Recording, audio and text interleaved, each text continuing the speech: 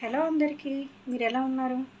ఈరోజు కాకినాడలో వర్షం పడుతుందండి. చల్లని వాతావరణంలో వేడి పకోడీ చేసుకుంటున్నామండి. దాని రెసిపీ చూడండి. ఉల్లిపాయలు, కరివేపాకు, పచ్చిమిర్చి, దీంట్లో కొద్దిగా సాల్ట్ యాడ్ చేసుకుందాం.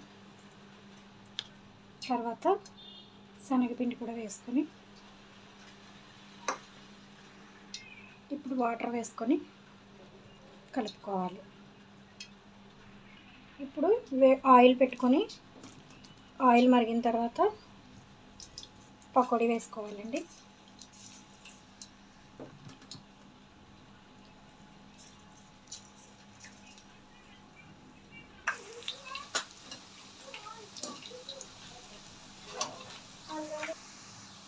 ఇలా వేగిన తర్వాత తీసుకోవాలండి.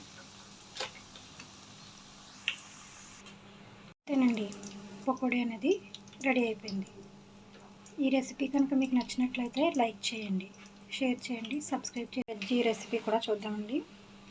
శనగపిండిలో ఉప్పు వేసుకొని ఇలా కలుపుకోవాలి.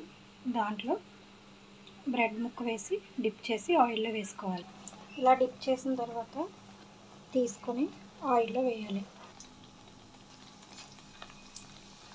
ఫ్రై చేసి తీసుకుంటే బ్రెడ్ బజ్జీ రెడీ అవుతుంది. అంతేనండి, పకోడీతో పాటు బ్రెడ్ బజ్జీ కూడా రెడీ అయిపోయింది.